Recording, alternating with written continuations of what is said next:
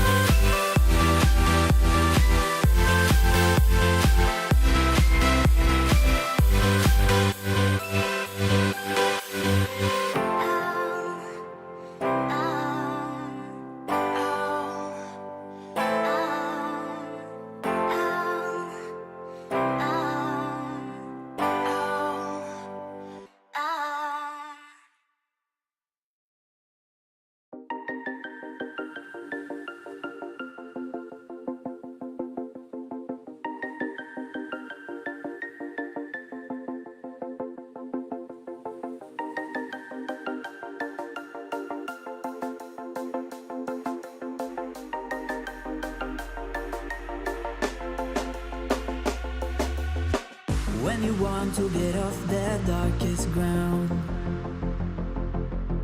but gravity pulls you straight down. Earth from a bird's eye view. You should grow feathers and see this too. When you want to get off the darkest ground, but gravity pulls you straight down.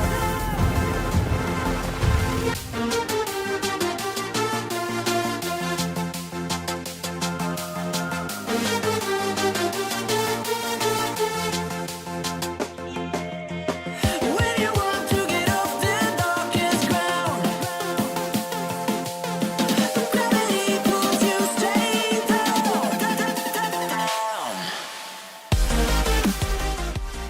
Yes, so lovely, lovely, lovely, lovely. Yes, starting off 9 minutes off, and I'll explain that. But welcome to the stream. Thank you, everyone who has just logged in. I see you there, Olatunji Olafashaki, Alpha, and Samson Adejuro Alpha. Thank you so much, man. You guys were here last week. You're here again today. All I can say is thank you.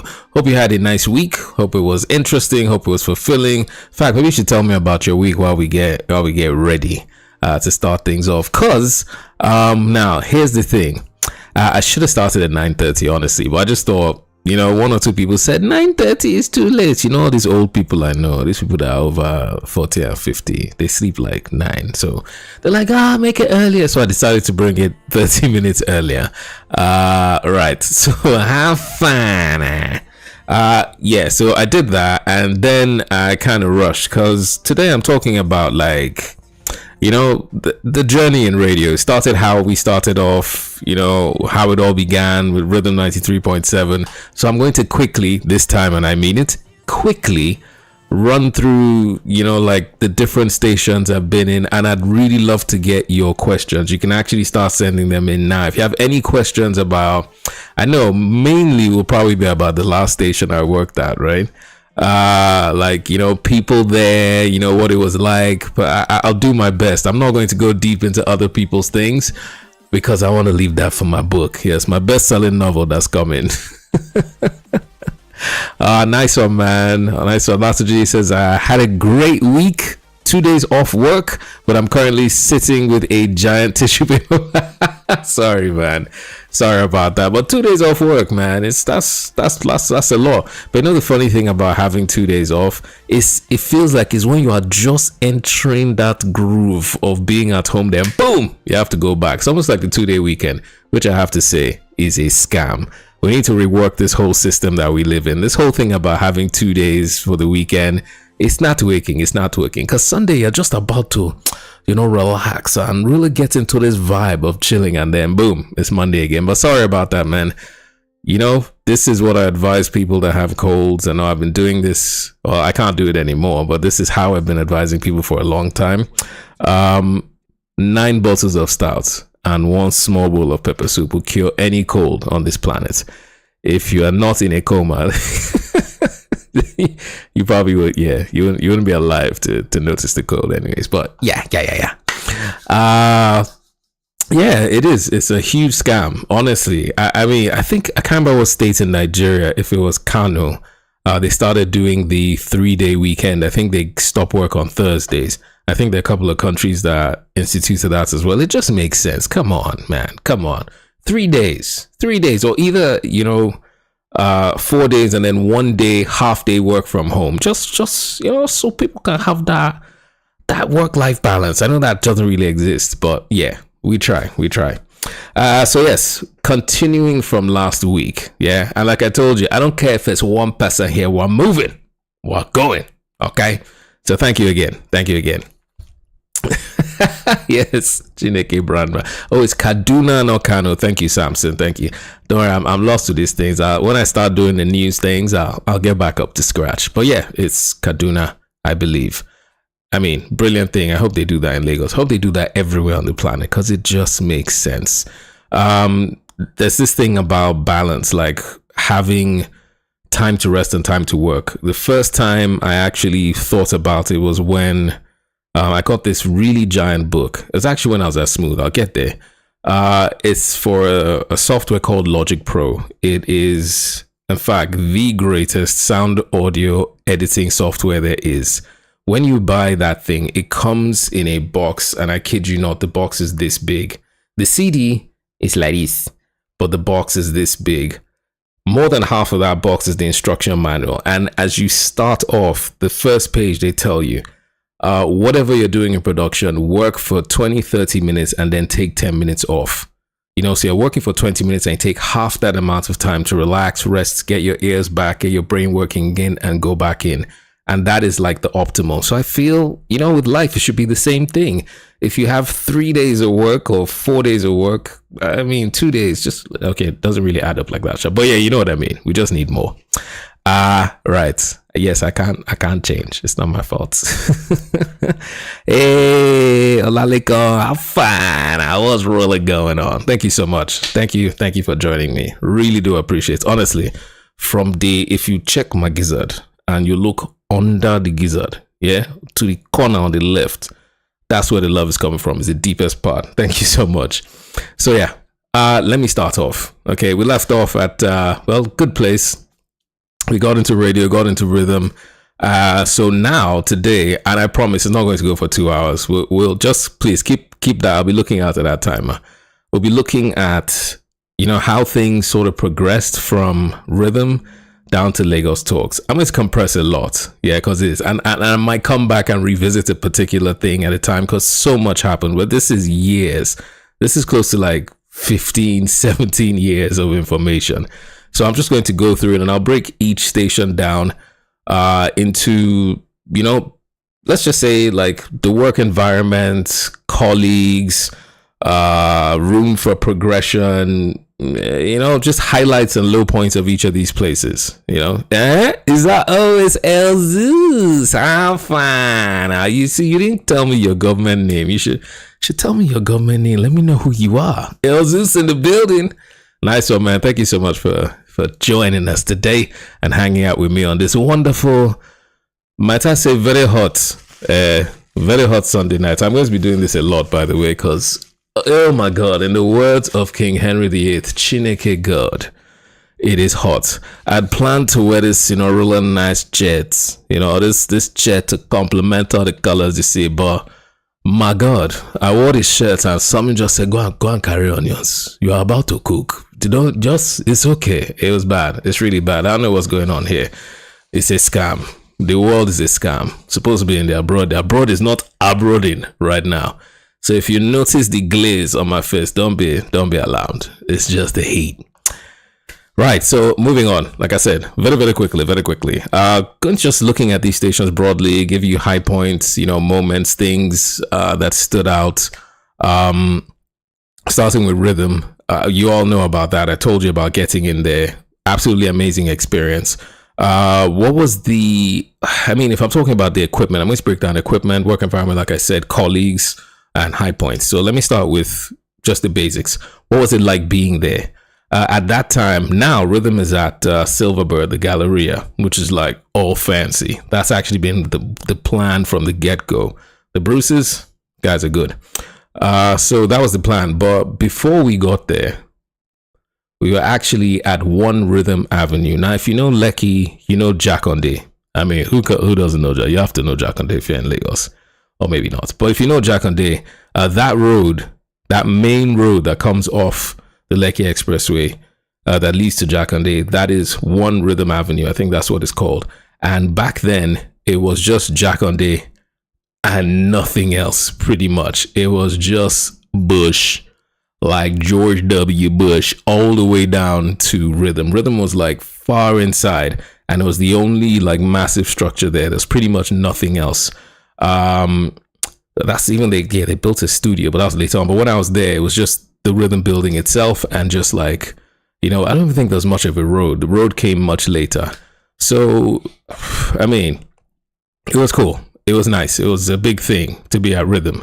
The studios themselves, I don't really know if I can judge the equipment, because back then, man, equipment was different. Like I told you, it was it was different. It wasn't like, I mean, we only just had cell phones in Nigeria. We didn't even have a system for cell phones and all that. I actually used my personal number, a decision I would come to regret years later because I was still getting calls, people calling that phone asking for songs and things like 4 or 5 years later. It was horrible, but I couldn't wait.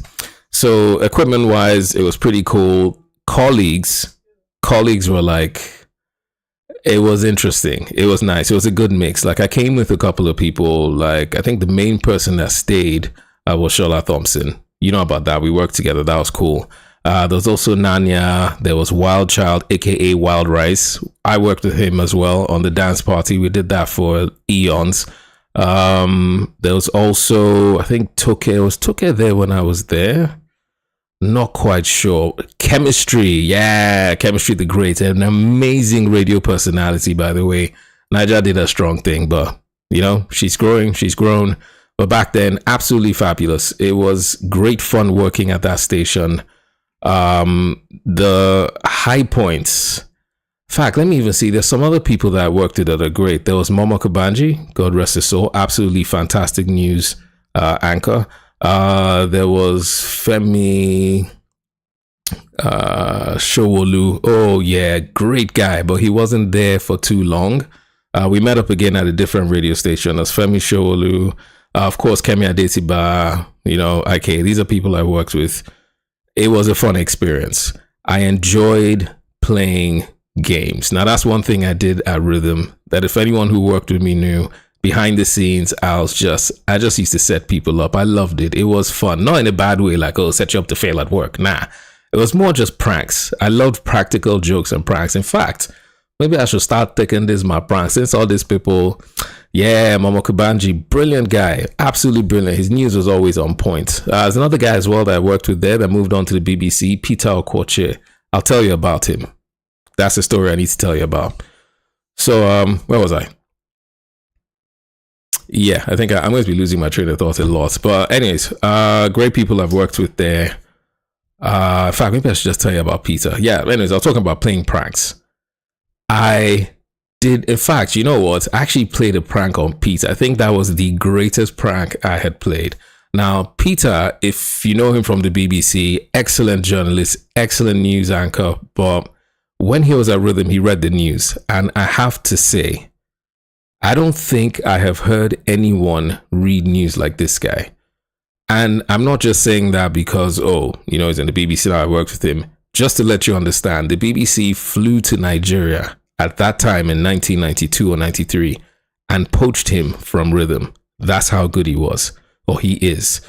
The first time I read the news, because, you know, I told you I'd pick up stuff, want to read, because I wanted to get that whole, get the news, get the sports, be able to do everything.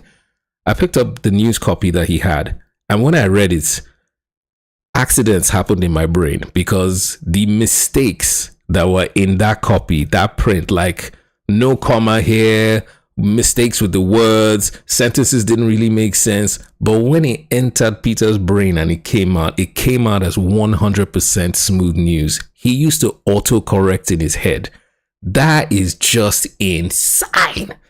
I'm not kidding. Like, he would read a copy and he would have 10 mistakes and he will autocorrect them, but everything that comes out of his mouth is smooth. That's how good it was. So one day he came to work, rushed in to do the news. And I remember he was in a hurry. So he left his car keys in the car. Oh, mistake. Big mistake. You know why? Because they don't leave people like me with people's cars. If I hold your car keys, bad things can happen. And right, so what I did was I took his car and I drove it out to the compound and parked it in the bush. You know, I told you it was George W. all around. It was just bush. So I parked his car in the bush. And then I was very meticulous with my pranks. I got brooms and I swept the tire tracks completely off the building where he drove in, parked, swept everything. And I went to the guards at the gate and I begged them and told them that when this man comes out from the news, please convince him that he came to work on an Okada. Just tell him that he didn't drive and that he came to work. And I'm not kidding. This is a true story. I don't think he ever forgave me for this. And then I obviously my show was over, so I ran off. I just chilled, waited somewhere far away. I think it was a place called Chidima's Place where we used to go eat.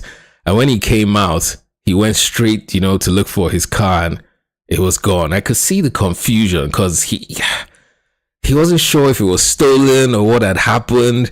And then he went to the guards, and those ones, they did their best, but I could tell they were holding laughter. They literally told him, "Oga, now Okada, he used come."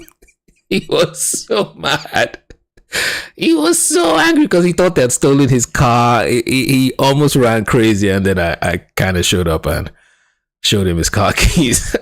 Like I said, I don't think he's forgiven me. He didn't find it funny at all. But yeah, those are the kind of things I used to do at Rhythm. I played so many pranks on people. DJ Humility, Snoop the Damager, DJ Tommy, and speaking of colleagues, these were guys that were just I think about it now, and it's the kind of thing you take for granted, but these guys were so nice. The DJs were so helpful. I don't think I remember anybody ever having any major issue with any of the DJs. They were really cool guys, and we all used to just hang out, like watch out for each other. But are they prank people die?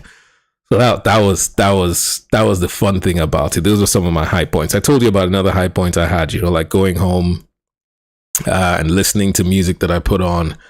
That was great. It was, all in all, radio at Rhythm was a fun experience. It was my first experience. I was young.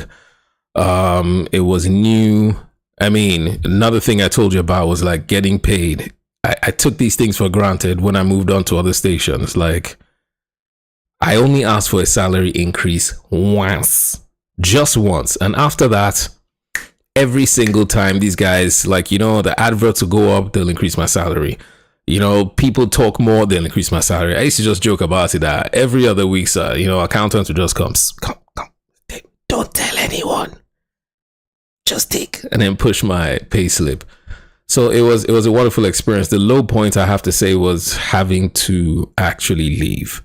Now, at that point, like I said, I was in school and it was hard. I'll tell you for a fact, it was hard.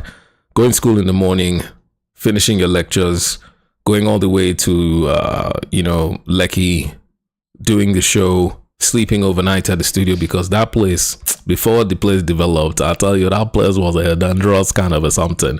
It was scary. It was absolutely scary. No street lights, no road, no nothing. So once it's past like 9 o'clock, not a wise idea. We used to take field excursions to go and buy bread and suya. Yes, I ate bread and suya on air. No, not in the studio, but you know what I mean. So it was a great experience, but it was tough. Going to school and doing that, I did that for 3 to 4 years. And when I was getting to my final year in school, man, my GP, it crashed. It crashed bad. It went from like a 3.4 down to like a 2. So I was like, you know what? Thinking about this, let me focus on my education, and because no matter what happens to radio, you need to have something you fall back on. I've always believed that. At least one of the things my parents used to say that I thought, yeah, this makes sense. Apart from my walks to school, 12 miles uphill both ways, carrying 4 lions and fighting. All that kind of stuff our parents used to tell us about how they started in school and all that kind of stuff. But this one stuck, because it's always good to have that background. And a funny thing is, I have a colleague who I told exactly the same thing. Like, look, this is why. So that was a sad moment, having to say goodbye to that.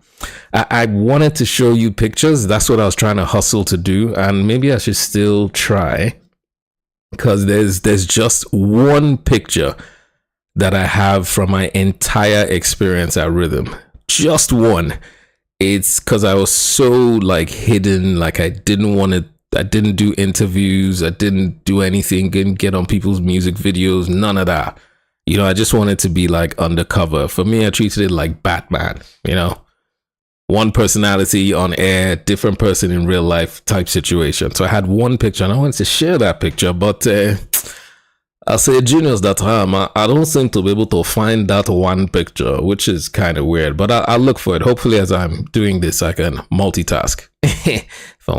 I'll try though. Maybe at the end I'll just take some time out and pick out the pictures. But it's just like one picture of me in the studio, and it might be on social media. Actually, might be on Instagram.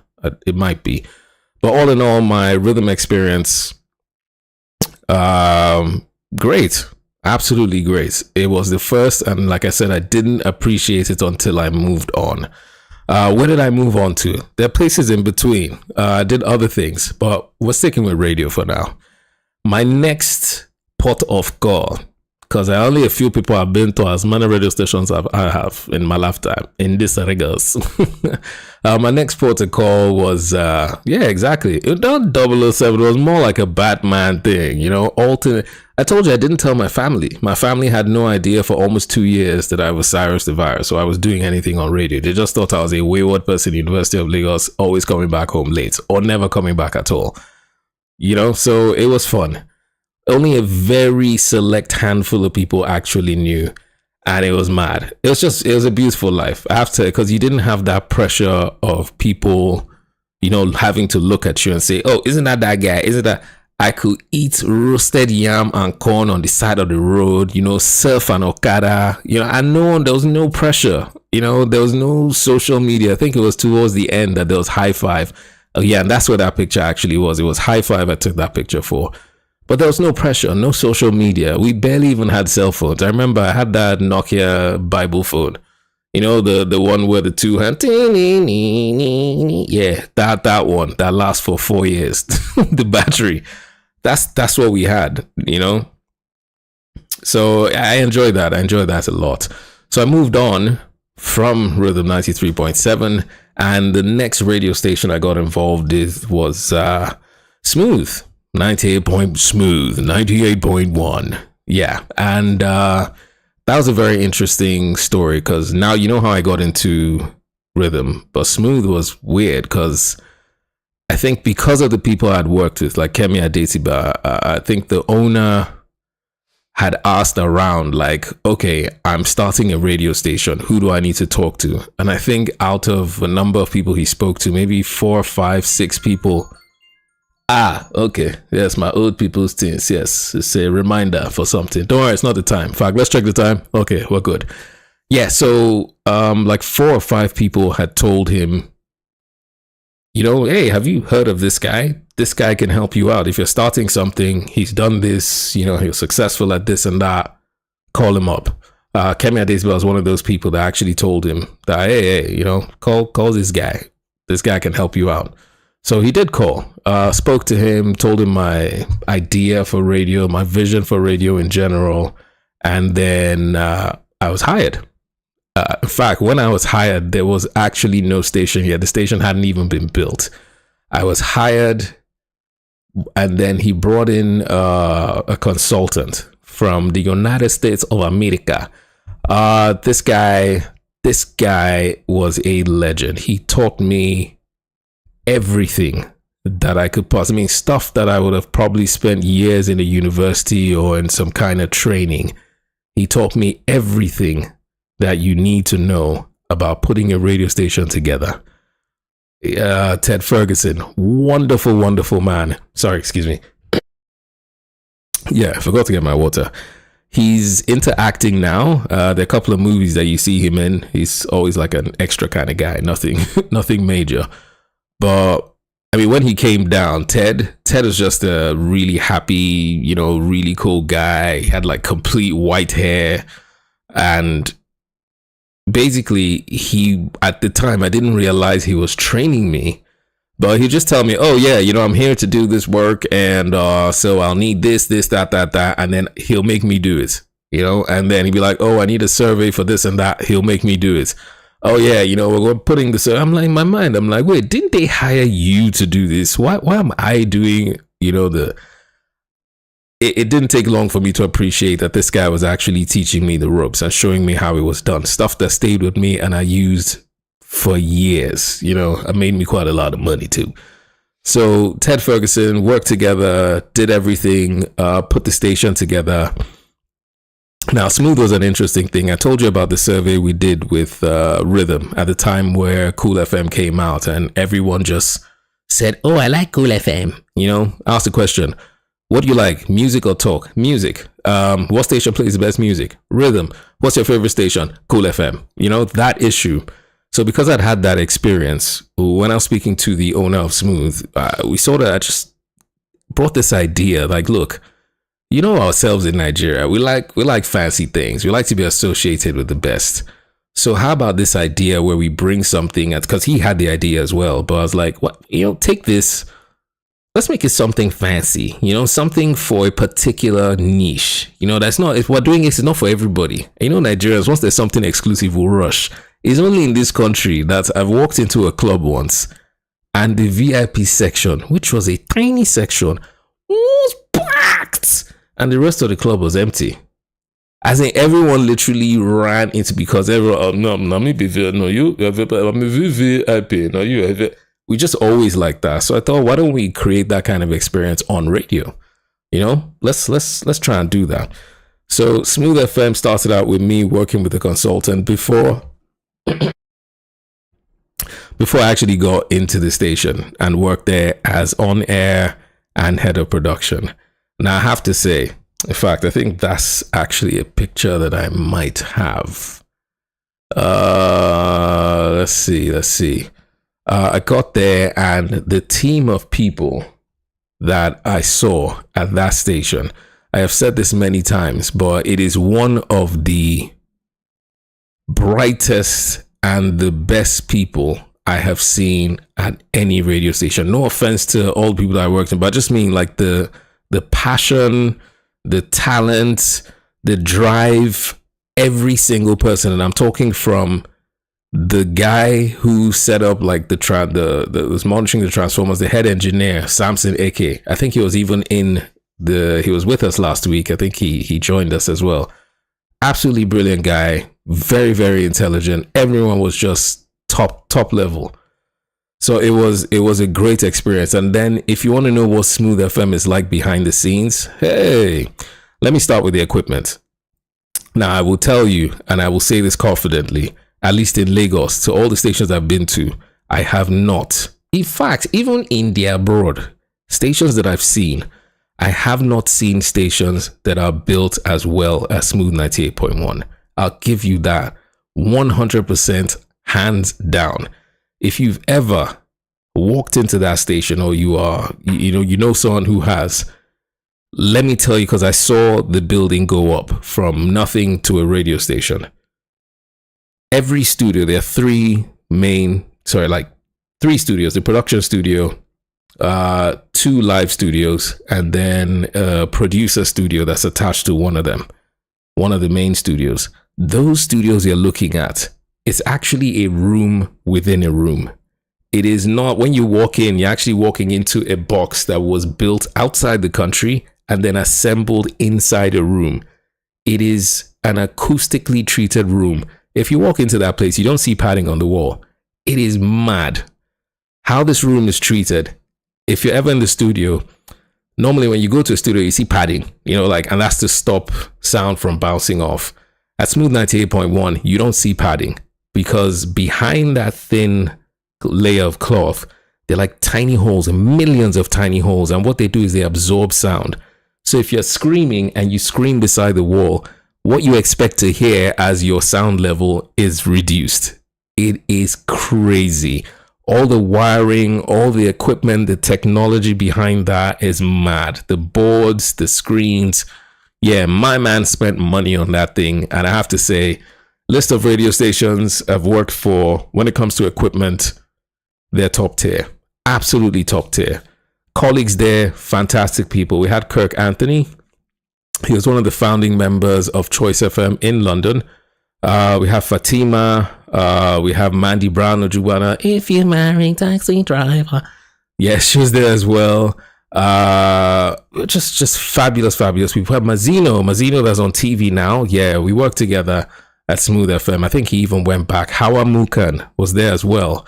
That's a brilliant person. That's one of the people I actually said, you know what, you'll be great on radio. And look at what she's doing now. Arise TV, brilliant. Started there too. So great place to work. High points, low points. Now, with regards to high points, I have to say, that whole luxury lifestyle, it wasn't just an on-air thing. We experienced it. I got to travel to South Africa twice, because the station said, you know what, you've been doing this, you've been doing that, you go have a holiday, take that. And I had like a full all expense paid trip. It was like work in a way, but it was fun work.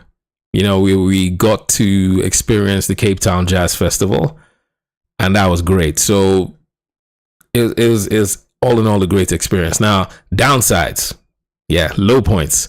Now, I'm not going to mention names. Like I said, I'll save that for my book. And I'm not going to people's names because there's no need to bash people and all that.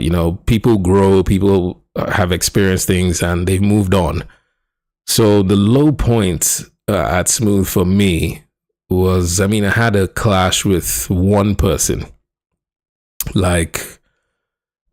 And for any issue I have with anyone at any radio station I've worked, it's never a personal thing. It always has to do with work and the way I believe work should be done. If you've had a problem with me or I've had a problem with you, it's basically because work wasn't done on time or to a standard. That's the only time I get pissed. Normally I'm like, oh, go lucky, pranking, joking around behind the scenes. And same thing at Lagos Talks. We did pranks. We messed around with people. Even I forgot to mention another prank at Rhythm. Just remind me. I didn't do it. It was someone did it to IK, and I laughed so hard. It made me laugh for like months. But anyways, so like it was, this individual had been hired. They were like new to the team, and they were in charge of like liaising with people that were doing magazines and all that kind of stuff. So we had a photo shoot, and that's one of the things I'm actually looking for now. I don't know why this something is not something in at the moment. Trying to plug in a flash drive and the PC doesn't seem to be reading it. But we had this wonderful photo shoot with Kelechi Amadiobi. Like I said, Smooth. They didn't play around, Oh yeah, also that's true. I get pissed when people give fake news. I don't like that. It touches the deepest part of my gizzard. And funny thing, let me just finish this. I'll tell you about that fact. Let me write that down. Why I hate fake news so much, so I don't forget. I'll tell you, because it's an interesting story. It goes back to primary school stuff.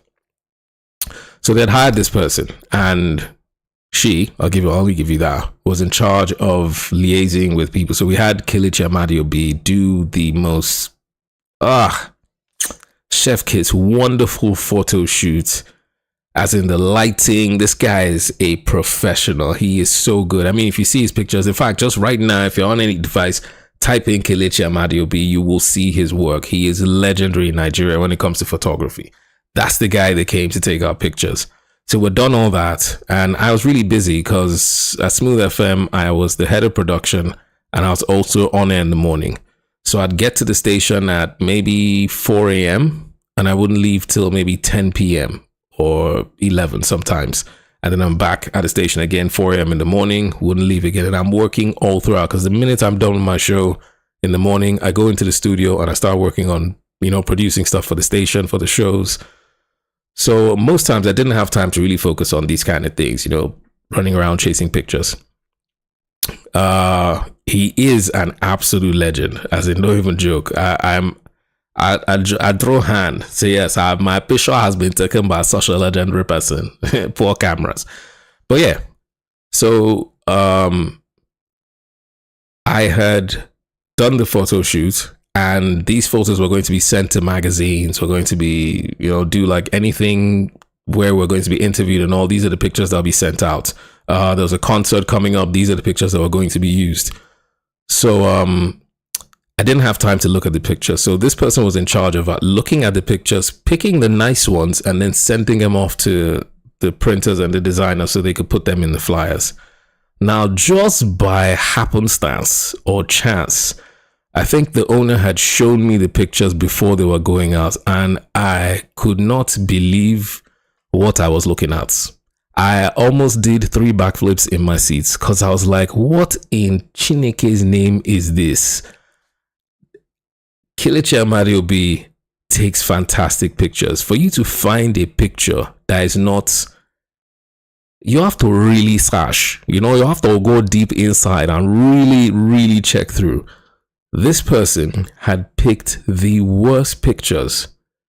For if there were 9 or 10 of us, maybe she picked the worst pictures for 8. And then for herself and one other person, the best pictures. Everyone else, their mouths were open. They were maybe mid-conversation, so they looked like they were eating spoiled beans. It was just wrong. Very wrong. So I just thought, why would someone do this? If it's about work, do your work. If you have a personal problem, leave that at the door, sort it out outside. That's been my thing. When you step into a studio, you step into work, anything that you have an issue or problem with, leave it at the door. Don't bring that in. When you're done with your work and you're leaving in the hair, you can spit on the person in the staff bus. Of course, don't do that. But I'm like, while you're at work, do your best, and do your best regardless of who your faves are, who you don't like. Clearly, this person didn't like a whole lot of us. So she had picked some really bad pictures. But I just looked at it from a very, professional standpoint. Okay. And I actually wrote to management because I was like, this thing cannot stand. Why is this picture not picturing now? I think we have something here. Let me see if I can view. I don't know what this is. What is this? You know what? I'll just check. Let me see if this opens up. Oh yeah. Okay, I don't think these were the Kelechi Amadiobi pictures, but let me see if I can actually just show you one of them. Let me enlarge this guy. I'll see if I can. Dear OBS, allow me to do this thing now. Right, can you see up there in the corner? Let me hide this chat small. That is the team of Smooth 98.1. That was a legendary team. I don't know why this thing is not opening fully. I don't know what to do, but this is as large as I can get it for now. That was the team of Smooth 98.1. That was Kirk Anthony right there. Hope you can see him. Can I just enlarge this thing? Let me see if I can make this something bigger so you can see it. It might cover me small, but yeah. You see that? That's Kirk Anthony, and that is my chubby self with the tie, looking like I just consumed 8 wraps of pounded yam. Very confident smile there. I love that. That's Mandy Brown Ojugwana there in the black blazer. That's Mookie over there. That's HR. I can't remember her name. That's Mazzino. That's Tolu. That's Samson AK that I told you about. Yeah, that's Fatima. That was a strong team. And I don't know if this was I think this might be one of the pictures Kelechi took. But the other ones were in the studio. They had like a blue and green hue. It was really, really nice. Yeah, so that's one from Smooth. I'll look for the others. So anyways, this individual, I wrote to management because I was like, this kind of something, it's not normal. I don't know about you, but there's just something off. And these were my reasons. This is what I said. If you hired someone to be in a role and that person's role is to sort of find the best way to represent the brand, if they've picked 8 pictures that are horrible, does that mean this person doesn't understand aesthetics? And if that's the case, should they be in that position? The other side of it is, if they can and they know what's beautiful, because obviously they picked the best for themselves, and they had so much hate and, angst in their hearts that they on purpose chose bad pictures for other people, that itself is a major problem too. So that thing that happened, that really saddened me. It made me just feel like, wow, because maybe I was naive at the time. I just thought when you come to work, it's about work. Regardless of how you feel about people, you do what you need to do. So that was one thing about Smooth FM that made me kind of sad. There's also another thing, but I don't want to open too many, behinds all I'll say is when it comes to times were rough. Let's put it like that. But when it comes to the salary, yeah, things were rough. That's all I can say. Things were a little rough. But all in all, great experience. Not bad at all. I really wanted to do something else in life at the time. And when I left Smooth, I decided I wanted to go into advertising because I love adverts. You know, I was swindled by Joke Silva, like I told you last week, a long time ago, and that stuck with me. So I wanted to be able to swindle the world. So I got into advertising. I think I worked at Saatchi & Saatchi, it was called. Yes, an advertising agency. And I met some brilliant people. Do you remember these cartoons? There's some really funny cartoons. The guy who made those cartoons, we actually worked in a 2-man team creating adverts and copy. He was the artist, I was the copywriter, and we did some brilliant things together. And I did not know he was the one making that cartoon. He too did a Batman thing on me, where I would bring his own work to him and I'll be like, man, have you seen this thing? This thing is funny as hell, damn. And then later on, you know, when we're working, he's like, yeah, by the way, all those things you were showing me, I actually made them. I was like, Chineke God, oh, I hate you so much. That's the kind of thing I would do. But yeah, so I left radio at that time, and that was pretty much, that was it. But Smooth was a great experience all in all. I was the first person, in fact, my ID card was 001. That station was pretty much my baby. When it comes to all that you heard, the liners, the Smooth 98.1. That was created. I picked the company that made those and then turned those into liners. Making all those things that you heard in between the liners, those were like my baby, because I loved watching documentaries and TV, and I understood that TV stations, even as their TV, needed content in between their content to sort of show who they are. For example, you have Discovery Channel, they have Moments of Discovery. It is just little bite-sized chunks of Discovery Channel information, but just made little. So I did the same thing with Smooth 98.1. There was one called If I Were a Song. There was another one. These put a couple of these together, and they actually really did well. Everyone wanted to do their own Smooth thing. Any celebrity or that came to the station, or even politician, wanted to have their own, version done and, play on air. That was brilliant. That was another really great high point. Lots of other things as well. But like I said, time. I know I'm looking at time. Just want to just go through and give you what it was like. It felt good going to work every morning. It was hard work. I will not lie. Rhythm was fun. Rhythm was like, come in, do your show, 1 hour, 2 hours, out. It was every day and then weekends, but it was just, do your thing, go out, party, have fun. Woo! But Smooth 98.1, that was hard work from the beginning to the end. Like, wearing those two hats, head of production and being on air, it was hardness, man. But it was worth it. Another thing I really enjoyed is some of the promos that we made. I have never in my time working on air heard an advert that people called in to request for. Like, when you play a station advert and people calling and they say they want to hear that advert again. That was mind-blowing. And it was, I think, Mazzino, Hawa, and I came up with the idea, but those were the people who were in it. It was a concert advert. It was a concept that we had thought about, brainstormed, and put together. And that was just brilliant radio. Smooth FM, big ups, still a good radio station as well. Great people working there as of now. I mean, eclectic music, wonderful. So now, like I said, I left Smooth and did some advertising. And then, yes, we're getting closer to the time that a lot of people have asked for. I know you want to hear about, things.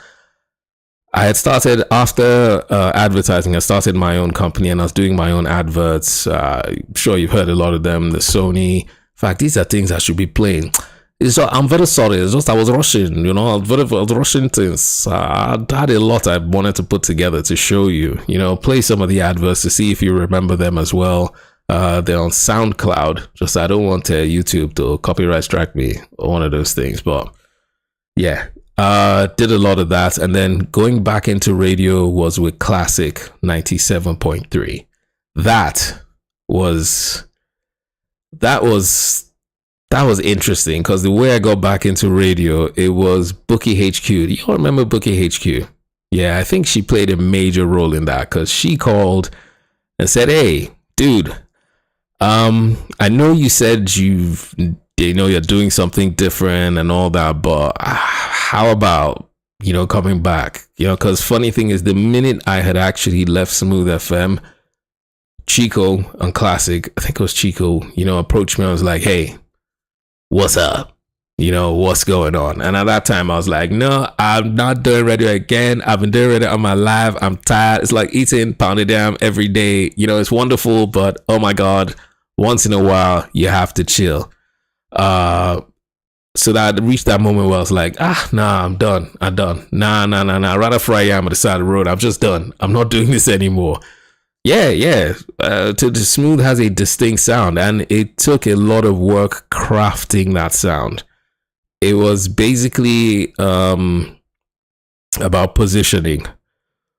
What you do is when you want to start, this is what part of the things I learned from TED and then from training as well I had at Classic. When you want to start a radio station, you look at the environment that's there, and then you see what everyone is doing, and you try to put yourself in a place where people can't exactly compare you, and you stand out. That's basically positioning or putting your brand. And it's one of the things I learned. And even the fact that the audio, what it has, Smooth 98.1. It was an Italian lady, and because I had looked at all the radio stations, we had Rhythm 93.7, we had Cool FM, we had all these other stations. Putting that voice at that time stood out. It would make you, wait, what's going on here? What's this? That's the whole idea, and it was brilliant. It actually worked out. Thank me. Anyways, Classic FM, like I was saying, Bookie, I think, was the one, after Chico had said no, but I came back, like, this is years later. We're talking maybe 3 years or so after. I decided, what? It's been a long time since I've left you without a dub show to get to, So I said, let's get back into this. Started with Classic FM. I remember because they said, yes, we do want you here, but you're still going to have interviews. You're still going to talk with people. It wasn't just like, come inside here, triumphant entry. Hey, bad guy. Time had passed, sort of thing. So I remember one interview I had, it had pretty much everyone who was a boss at all the radio stations, because Classic FM has the Beat, Classic, Niger FM at the time, before Lagos Talks came on. So I had head of marketing, head of the MD, everybody all came together, sat down, had a meeting. And then I won't lie, I was a very, very cocky individual. Like, I'll just sit down there and I didn't really care. They ask me questions, I asked them questions. In fact, by the end of my interview, I conducted their own interview. It's so funny because I could see them looking around like, who the hell does this guy think he is? I'm like, yeah, I understand, but what are your plans for the next couple of years? How do you guys plan to expand? With regards shows, equipment, do you have a process? As in, I grilled the living. In fact, remember small for just, wrote this, I grilled everybody just so that they know this guy is not coming here to play. But they said, oh yeah, that's good and fine. I still have to talk to the Oga, which was the Oga of everybody, Chris Obosi. Now, how I told you Roy was a really cool guy? Multiply Roy by 10. That's Chris Obosi. Absolutely amazing human being. See, when I enter my boss phase, that's the kind of boss I want to be. My interview with him was literally maybe, it was actually just gisting. Because I sat down, it was like, hey, how far now? What's going on? Oh, so it's even you. Okay. So, yeah, when are you starting? I'm like, wait, but he's like, what is it? When are you starting? Okay, just when you come, this, my number, take my card. Anything, just call me. That was it. Cool guy, no stress, nothing. And that's how my classic journey began. Basically what happens at radio stations is when you join, like I was telling you last week, that didn't happen with Rhythm. You sit down, you watch how the presenters who are there do their thing. You know, learn the station protocols, you learn how the equipment works. You're given time, you know, so you sit down on the shows, you can talk, you can chat, say something, but for the first 2 or so 3 weeks, oh yeah, it says interview with cool bosses. Yeah, man, I have to say, I'm not even kidding. The coolness of this guy is unrivaled. No jokes. In fact, I think it was 2 weeks ago, he just sent a message. Bro, how far? What's going on? I've heard from you now. What's happening? I was just thinking about you today. I just said, let me say what's up. That's my guy from Lagos Talks and Classic. That's hollering at me. That's how cool the guy is. If you are trying to get a job on radio or anything, that is the person you want to work for. I'll tell you that for free, for many reasons. But let's get back to what's happening behind the scenes. So I'm sitting down there. I sat down because I was supposed to do the breakfast show. For some reason, every time I got radio gigs, it always had to be breakfast. So sitting down on the morning show, I remember like my first day. Obviously, I got there like maybe an hour or so earlier than everybody. Habit. And sat in, I met Bookie, met Daddy Yinks, sat down on the show. They did what's the name of the show with Jimmy Disu. Y'all remember Jimmy Disu? He's now on another network. But yeah, sat down on the show and I laughed. I just thought, man, this is really nice. This is cool. I like the vibe, you know. And all I was just thinking was, where can I plug it? Where can I jump in? You know, what can I do? So first day, because I have a production background, went in, created some liners, created some extras here and there for all the shows, made it just because that's what I do, and jumped in. But it was such a fun experience. Like, it was cool. And when there are 3 people on the show, it's kind of less of the workload. Radio is not easy. I'll just give you that. Some people make you think it's easy. Like, oh, you just come in and you just talk now and just go. It's not. There's a lot of preparation that goes in. You have to be prepared. You have to be able to fly off the cuff in case things go wrong. But also, if you're doing radio right, you have to be prepared. I'm going to say that like 10 times. Preparation is key. Even the best guys doing it here or anywhere in the world, they prepare. Uncle JD, he prepares. You do not understand. As old as he is, you have no idea what that man does to prepare for his shows every single day. And what really cheeses me sometimes is that there are young people who I see, they want to get into radio and they don't even do a quarter of that. But this guy, he will get to, because I get station really early. All the stations I've worked for, I've always gotten there before everyone else. So Classic, no different. Lagos Talks, that was the most extreme. But Classic, no different. And not long after I get there, Uncle JD is there in the morning. He's preparing for his show. He's going through every single paper and every story. I mean, you hear him, he sounds all jovial, you know, he says this, he says that, has this anecdote. He's planned and prepped from the get-go. A lot of work. So radio... And I'm being on Classic. I just thought, you know what? I need to add things to this. One thing I really love about Classic FM behind the scenes, Chico was the head of programs. Chico he understands radio. So he's not one of those people that'll stifle you or your creativity. You do what you want to do. As long as obviously you're not going to break laws and all. Do what you need to do. So at Classic FM, we just plan stuff. Yinka and I would have this idea, bring it up, they'll let it slide. There's one thing I did, one of my major highlights on Classic FM that was so much fun. He's a guest analyst on a couple of radio stations. Yeah, I'm telling you, like he prepared more than a lot of presenters that I know today, like way more. He's there very, very early. He's there in the AM before the sun comes up. He's there. Even the sports guys as well. Funny enough, on Classic FM, they too get there really early. So I mean, my high points at Classic FM. I mean, behind the scenes, it was a great environment. I'm sure it's still a wonderful environment to work in. It's just the air of the place. You know, it's not like the Smooth FM that equipment is crazy. Everything is all high tech. Nah, this one is more about the people and the vibe of the place. And I honestly think it's part and parcel of the leadership and the guy who owns the company. You know, I think it runs through, but just generally people there are chill. There's hardly ever that much. You know, I did have run-ins with people. In fact, me, I even fought with a whole department. You know me, I'm crazy. An entire department I had issues with. In fact, 2 departments actually, if I'm being honest. But yeah, like I said, I'll save that for the book. But really great place. Behind the scenes, it's just cool people. Most of the time we're going to hang out, we're having discussions, we're talking about our shows. Great place. Really, really great place. Things I wanted to point out, like high points.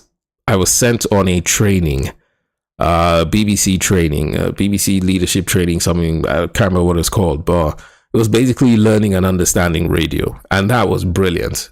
You know, it's a great thing when the company you work for sends you on trainings to get better. I just feel like I know companies do that, but with my experience in radio, yes, I'd done the trips to Smooth FM, you know, 2-3 trips to South Africa, boat rides, all that kind of stuff, the luxury life. But with actual like developing you as a presenter or developing you as a person or something that can do more, that was just wonderful. That was a major high point. The things I learned from that training, I instantly came back and started pulling them off. There's one thing I did where on a day, I think I was on air, and I just said, you know what? I'm walking out onto the streets of Awolowo Road and I'm going to shake someone's hand. And the first person who says, good morning, it's classic or something like that, I'll give you $5,000. Awolowo Road was crazy that morning. That's all I can say. It was crazy. And one good thing was, people were shaking random people's hands saying good morning, it's Classic FM. Do you realize what that does? Even if you don't know who we are, what we do, you'd be like, wait, Classic FM, what's that? You know, basically people were introducing the station to other people. And that was just brilliant. That's what I call radio. And we were given the, you know, the free flow, the ambits to just do these things. And it was so much fun. One of the funniest things that ever happened at Classic behind the scenes, I don't know if I'll get in trouble for saying, but basically we had a guest and I used to do like accents. Like I would be talking on the station and I'll say, you know what, I am not doing this anymore. Now, someone from one of these locations actually came to the studio and it took heaven and the willpower of God to stop me from bursting out and laughing during a serious interview because I thought he was joking. I was literally looking at the paper. When he started talking, I was like, what? Is this guy serious? It was crazy. But Classic FM is a great place to work. There's always fun. The couple of, I mean, you always find characters. I mean, someone mentioned Temisa. Yeah, wonderful presenter, always prepared. Everybody there, and that's one of the things. I think they hired people based on the craze level. That's one thing about Classic FM. You might not believe it, but everyone at that station, from Classic to The Beat to Niger FM, has a certain level of craze. And I think that's what, I don't know if it's the flair or I don't know what it is, but everybody's crazy. So there's always something funny going on. If it's not OC learning how to ride Okada or someone wearing a wig or people tormenting the guys reading news, it's just always something going on. It was such a lively and wonderful place to work.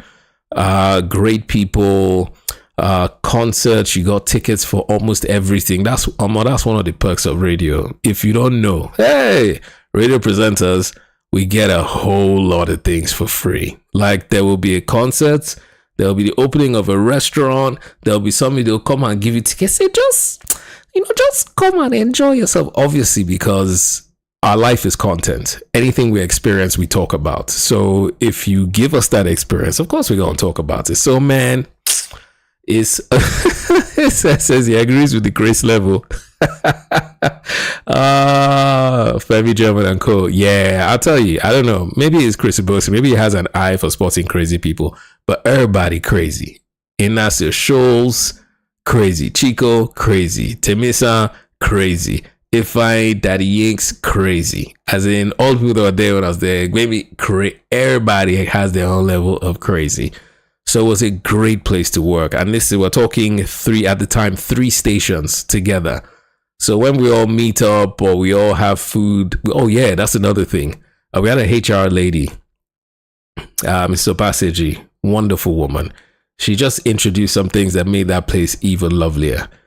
There was, we used to call it something Fridays. Thank God it's Friday or something like that, I think, where we used to get food. Like they just go to maybe Iyaiba or Ghana High and then just order all kinds of food. And you just go, you know me, when they say food, I'm like, yeah, what's going on? What's happening? They just call my name.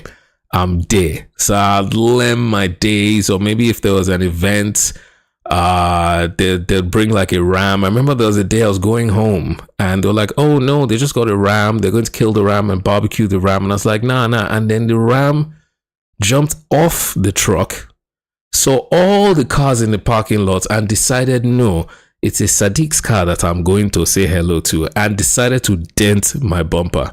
I stayed for that party and I ate that ram. It was good. Just because I was like, what the hell? Bookie is a soul, man. Bookie is crazy too, but Bookie has a quiet crazy. Like she would say things, and mess with people, but she'll do it in like a quiet way. That sort of thing. It's just she's such a warm and friendly character. Like I can count the number of times she was angry either about reading something in the news or something someone did, that sort of thing. But she's so, as in what you hear on air is her. In fact, she's actually softer in person. So when you see her online, just hail her. Really, really lovely person. That's Bookie Classic, and there's Bookie HQ. Bookie HQ, wonderful human beings. My pally to the core. She's just a great person, man. Through and through, and such a talent. Such a talent. So like, it was great working there. I think I was at Classic for a year. I think it was about a year. And then Oga at the top. Hey, time. I've done it again, haven't I? Yeah, you're supposed to be reminding me. What happened, man? Aren't you guys supposed to be giving me time? You say, hey, bros, time. Right, so anyways, I'm almost there at Classic. I remember, if you have questions about Classic FM or people, I'll do what I can to answer. I'm not going to open anyone's behind, but I'll do what I can, yeah? So I'd been at Classic for a year, and I remember Chris called me into the office, Chris Ubosi, the old guy at the top. He'll call me to the office and he's like, hey, bro, how far now? See, I'm starting this thing, and I'm just wondering, how far are you interested in doing this? So I was like, yes, I've done it again. This was supposed to be 30 minutes. I'll wrap up, okay? I'll do what I can. So I step into his office and he's like, bro, how far? I'm doing, and that's Chris. Chris is very straight up. Just take off his glasses. Hey. There's this thing that I'm doing. I'm starting a new station. Are you interested? I'm like, yeah, you know me. I like I like stuff that's new. I like a challenge. She's like, it's a talk radio station. It's totally different. I'm like, talk radio. I haven't done that before. That's interesting. So he just gives me like a brief rundown of, the idea of what he wants. That basically he wants a talk radio station, and how do I feel about working on it? So that would mean I would leave Classic and I'll be working for this radio station. Excuse me.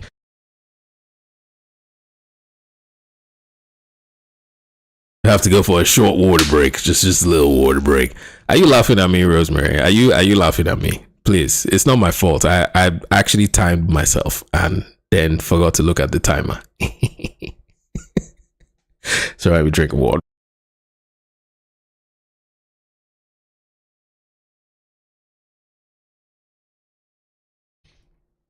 Yeah, so that was Lagos Talks.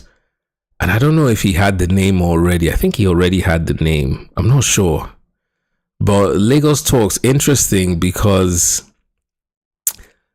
Lagos Talks was actually a show I had done on Smooth FM.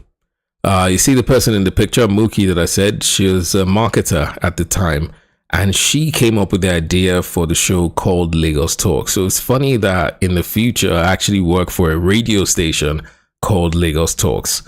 So basically, again, I go I got hired. Yeah, Franklin, thank you. Please tell me these things. I need it because I can talk for next year. So basically, again, I had been hired at a new radio station, new experience. Lagos Talks is talk radio.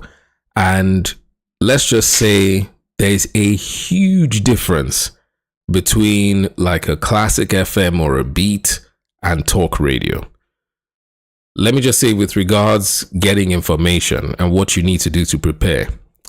Now, if I prepare for, let's say, 2 hours, or 3 hours, I can get enough content for a 4-hour long radio belt.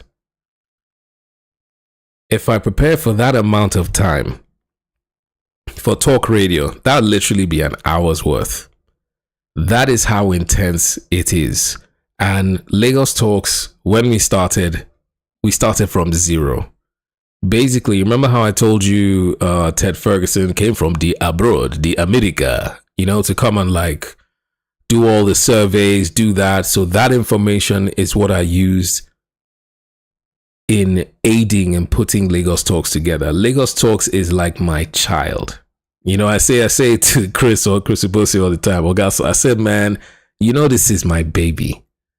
It was from the get-go. So everything you heard, every liner, every idea, every one show, I had a hand in working in everything. It wasn't micromanaging. It was first things first. Chris and I actually, yes, I am very stubborn, by the way. So Chris and I just worked on like the general idea. He actually brought the idea of, I want to get people that everyone recognizes on a particular belt.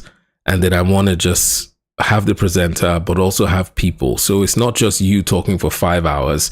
There will be a shift in pace, as the hours go by. So you have the thing in the morning. That was the basic idea. And then from there, we started getting the people, started hiring people, getting presenters.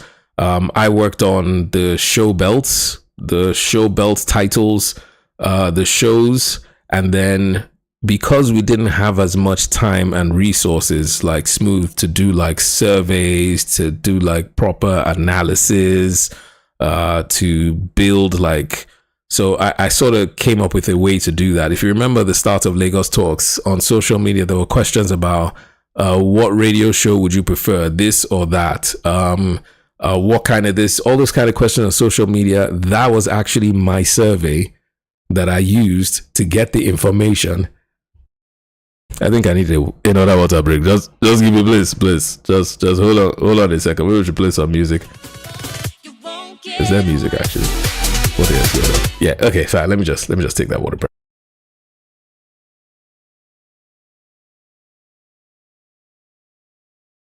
Maybe I need something a little stronger than water, like Sprite. Yeah, so the belt names, the early edition, the late edition. These are all things that we sat down and I came up with. And then when we got like the other presenters, Adu, Faith, Faulkner, who was already a Classic FM, Bookie was actually approached to join Lagos Talks and she didn't want to. Yinka Daddy Inks was also approached, but he didn't want that either. So we had Adu, we had who else? We had Iffy. Iffy is a brilliant lady. Iffy was actually an intern while I was in Classic FM. And she went from being an intern to a presenter. That's something I need to mention about Classic FM, the Beats Niger FM, is your opportunity to grow at that station is mind-blowing. Like you can start off as a receptionist, and based on training or your interest or your passion, you can end up on air. It has happened. I'm not even joking. There are people who started out as that, did the training, did school, and right now they are on air. There are people who were reading or compiling news and reading news. Now they have running entire belts. That's the kind of thinking this man has, and that's the kind of station it is. So, I'm giving you behind the scenes that nobody will tell you. That's what it's like. There are people who were interns, like Iffy, who are now, I think Iffy's the head of the station now. She's like program director. Brilliant lady, very quick learner. When we were putting things together and we got people, like, I just decided that rather than tell you, this is the show I've come up with, run it. I thought I'd sit down with everyone, give me your ideas and concepts, and let's build the shows that you're comfortable running. So we built like the husk of like the early edition, but we left the presenters, including myself, to work out what kind of shows and the direction. So, I have an idea for this. We'll sit down, iron it out.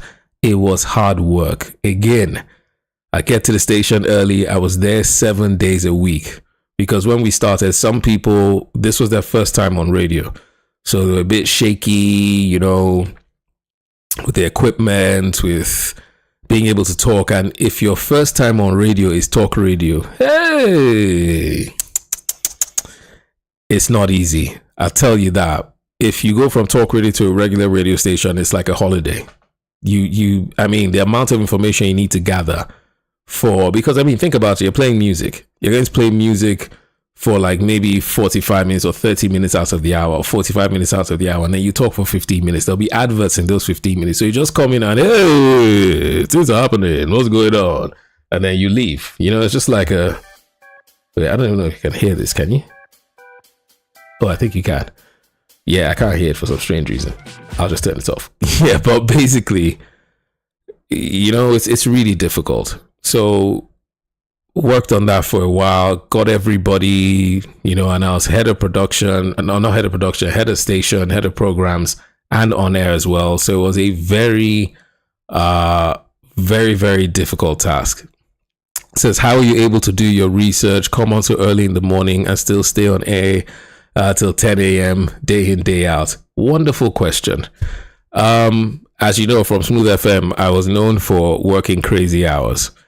And I was also known for not really getting that much sleep. So when it came time for Lagos Talks, I realized, especially with the shows that I wanted to put out, I realized I had to change my lifestyle.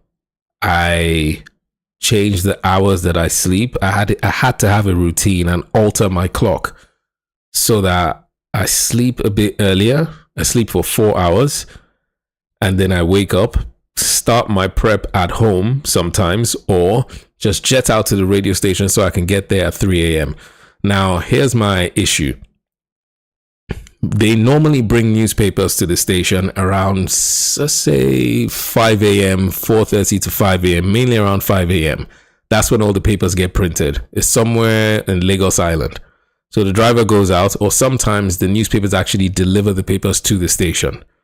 So a lot of them do that now. They just deliver, but it's erratic. So you can't really rely on that. So some days they'll bring the papers at 5 o'clock. I can't read every news story from 5 o'clock till 6. So what I decided to do was, if the papers get printed or they're printed by 4 a.m., it means the news is already out by 3 a.m. So 3 a.m. to 4, most newspapers will update their websites. So if I get to the station around 3 a.m. or 4 a.m., 4 a.m., I have 2 hours to go through all the stories and that's the tough thing. I'd get there. First thing I'd do is I'd plan the social media. Like, social media wasn't amazing in the fact, like, they weren't there as early as I was. So I had to prep my social media. So I used this thing. What was it called again? Something, is it something OWL? Or there was a particular program or software where you can sort of put your social media posts and it would post them at particular times. So I'd sit down and write down all the social media posts for my shows from 6 a.m. till 7, 8 o'clock, Sports Zone and beyond. Put in all the pictures and everything, put that there, and then go into the stories. Each newspaper, I had like 5-6 major newspapers that I'll go through, take a story, analyze the story, look at it in terms of where has this happened before, what is the norm, what happens in other parts of the world, and you have to be as balanced as possible, because I wouldn't lie to you, the Nigerian newspapers, you might not know, but a lot of them are owned by people who have a vested interest in things, or they have people who either are for or against a particular government in power. So their news always had a particular slant. Also, some newspapers were about, they wanted to get attention. So they could put out sensible headlines, but they'll put out headlines that they know will cause people to hootsuit. Oh, you are a G guy. There's another one as well. There's hootsuit and one other one that was like, I think it was, I can't remember the name, but yeah, hootsuit was one of them. So you'd have to really read the headlines, understand the headlines, and sometimes you have to go back to the Nigerian Constitution to understand what the law says about it. It was not easy. I'll tell you that for a fact. I did this day in, day out because, like I said, I was going to tell you why I don't like fake news. Fake news. Yeah, Rosemary says Sadiq was keeping vampiric hours. Catching him after work was near impossible. Had to go home, wind down and stay. Exactly. I mean, this is someone who I've known for years. She experienced the way my life changed while I was doing that. And I said I was going to tell you why I really don't like fake news. I had first encounter with fake news or with fake stories was when I was in primary school. I forgot to do this post on Instagram. There were some people from my primary school. They started a group. I was accused of primary school. I was a tyrant. I'll tell you that. I was the most evil child you can ever think of. If there's one meme going around where there's a baby that's like, I am at a baby, and some guy's like, oh, throwing holy water. I was that child. I was a complete maniac when I was in primary school. Even I think back and I'm like, Jesus, Mary Joseph, what was wrong with you? So yes, I was the bad boy at school. In fact, there's a particular time where the principal came to my class because he wanted to punish me. So the minute he entered, he saw me eating, and I was eating like after break. So he said, you come out here, come on, kneel down. And then he goes, everyone stands up and goes, good afternoon, sir. It's like, yeah, so where is Sadiq? The entire class points to the guy who is kneeling down outside. He was so mad, like, you yeah, so I was that kid. One day I get to class and the whole school is buzzing because apparently there was this rumor that people were doing things in the toilet. And I don't know how. I wasn't even in school, but I was accused of being one of those people. And because people just assumed that it's him now, I'm sure, I got punished for weeks for something I knew nothing about. And the entire school, principal, teachers, classmates, everyone was just convinced that I must have had something to do with it. A situation that followed me throughout my life at the University of Lagos. I will tell you about that someday. But yeah, that really infuriated me. I could not believe how a story that someone came up with randomly, I wasn't there, I had nothing to do with it, but I was beaten like a little thief just because someone decided to put my name or mention my name or say that I was there. So that thing about hating news, hating people telling lies or like forming stories or trying to just paint a picture of people in a bad way for no reason, that it started from when I was in primary school. I had other situations in life as well where University of Lagos, and I know some people in chat will probably laugh about this, But University of Lagos was really tough for me because, yes, believe it or not, this angelic looking person, everyone thought I was a cult member. I don't know why. There's nothing I could say to anybody, but everyone just thought I was evil. And you know what's weird? Even policemen, I had this incident where I went out with 4 different guys and the guy's driver. We passed through almost 6 different checkpoints, and I'm not joking. I have witnesses. I got stopped at each checkpoint. Everybody in the car, including the driver, was asked to go to the left, and me, they'll say, you go to the right. Oh yeah, search him. I don't know what it was. Maybe I look like 3 armed robbers hugging or something, but I just always had, and that thing followed me as well. So my entire life, I have had people believe and say things about me that are not true. So that fire, that zeal, that push to wake up every morning, because at the time Nigeria was people were trying to set the country on fire. Some people were doing it because they wanted to sell newspapers. Some people had ulterior motives. It's still happening today. I spoke to people who came out and told me the truth, that they are paid and they belong to groups of people who get paid to call radio stations every day and to push particular agendas. They literally have a WhatsApp group, and that information is shared and they all know what to do and the agenda for the day. Now, a good thing about it is, because I knew this was happening and I had inside people, I knew how to counter them because I'm sure a lot of you are wondering, how is it that this guy just knows how to counter these people? I had to do some James Bond tense. I had to get people who were on the inside.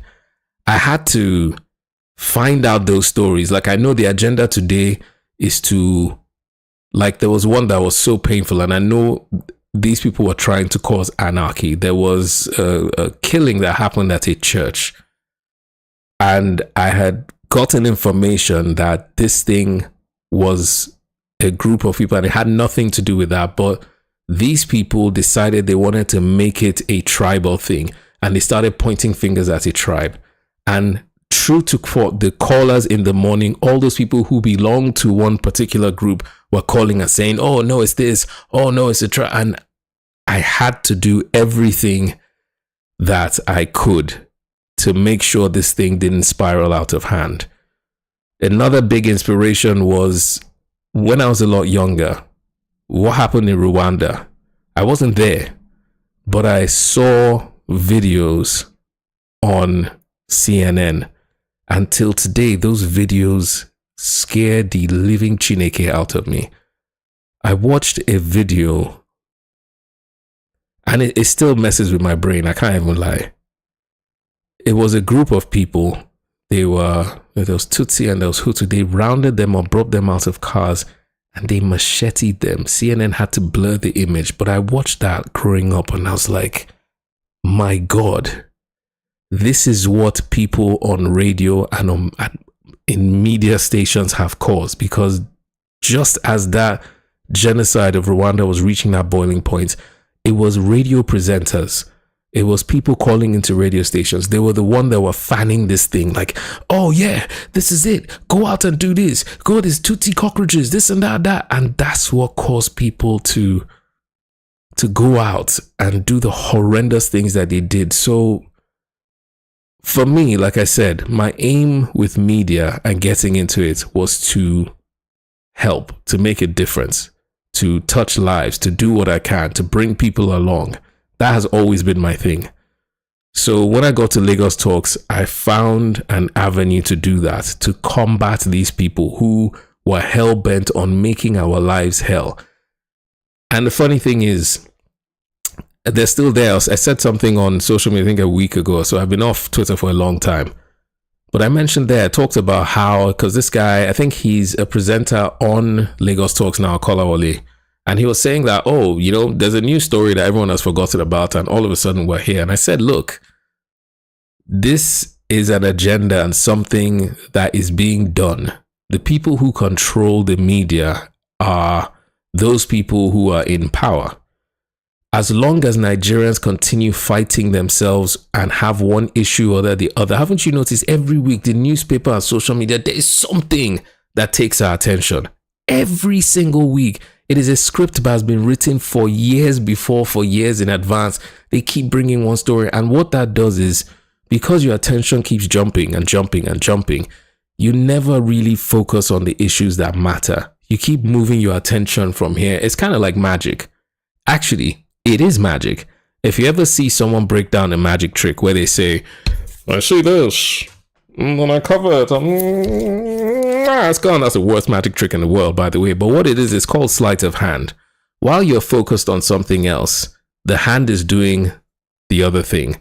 That's exactly what's happening in Nigeria. Or that was what was happening at the time when I got on Lagos Talks. Still happening today, actually. People are using sleight of hand to push agendas, to make people do what they want. I told you how powerful media was and is. How it's and this is a line from an advertising book that I read. I think I mentioned this before. It's Ogilvy. It's exactly misdirection. That's what's going on. All these stories you hear over and over again every day. 1 minute is this person. 1 minute this person said this. 1 minute this person said that. It's just a classic case of misdirection for two reasons.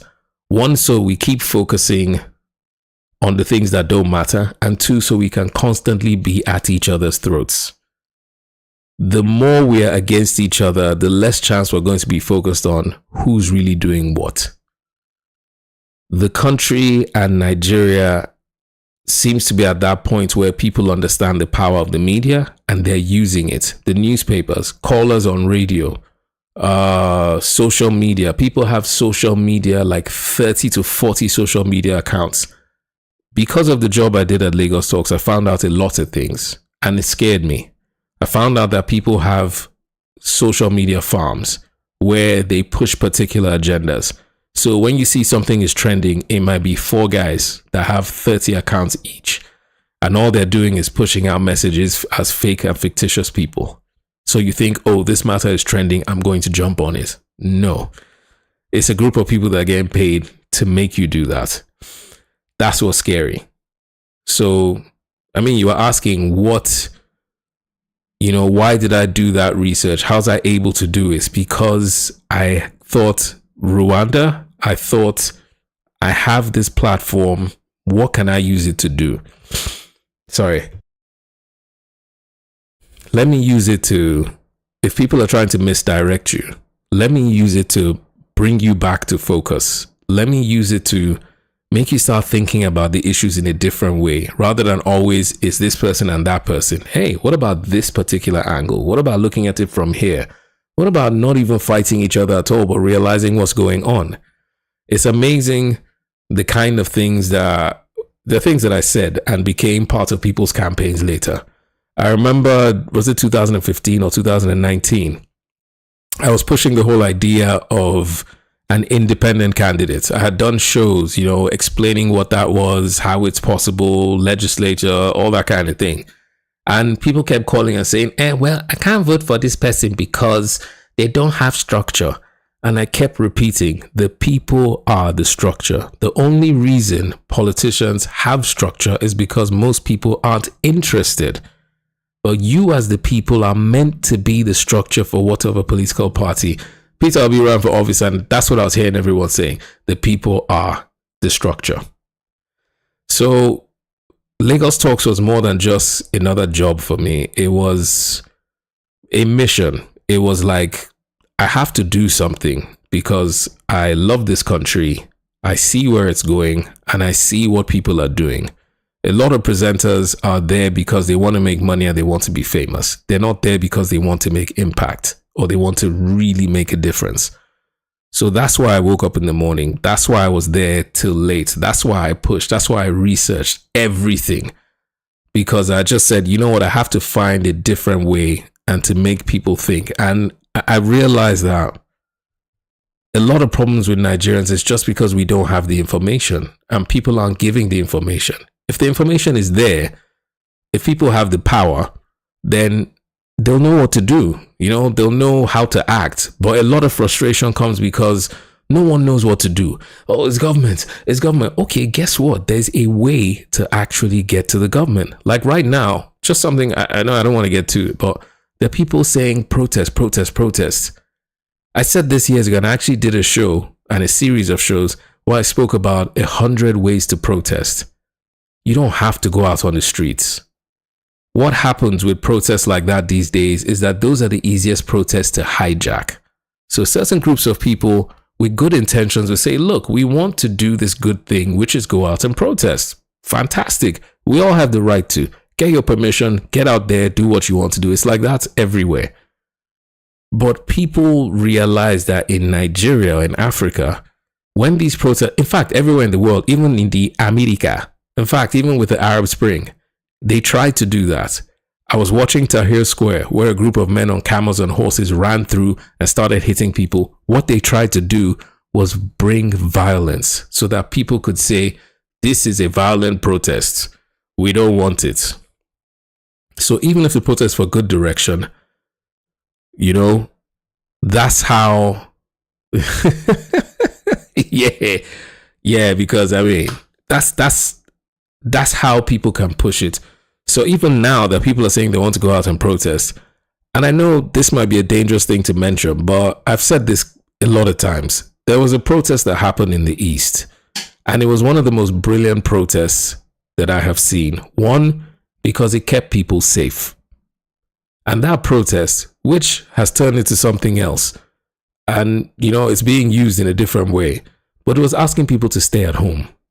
When you're at home, who wants to come and shoot you? Who wants to come and send thugs to do anything? There is no possibility of violence because you are in your house, but it sends a strong and powerful message. There are 101 ways. Go online, type it. I'm sure there's a book or like an article, 100 different ways to protest.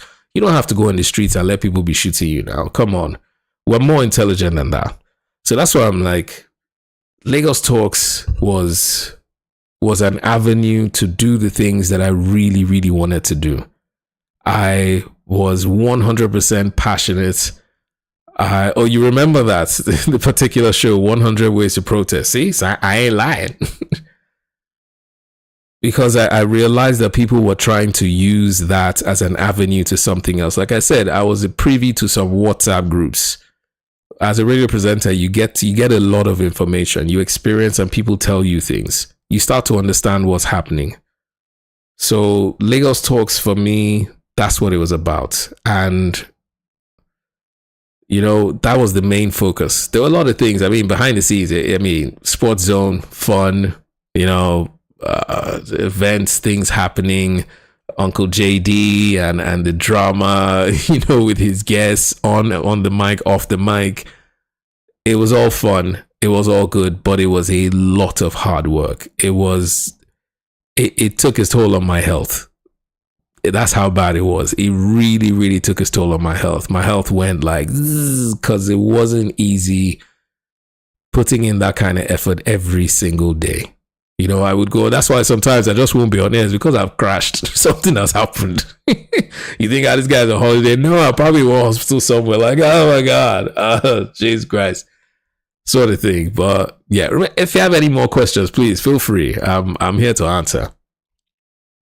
But that's what it was like. It was wake up in the morning, read every single newspaper, major newspaper, front to back, understand the stories, understand the law backing the stories, find possible saner ways to deal with these stories, look for situations outside the country where things have happened, understand the Constitution.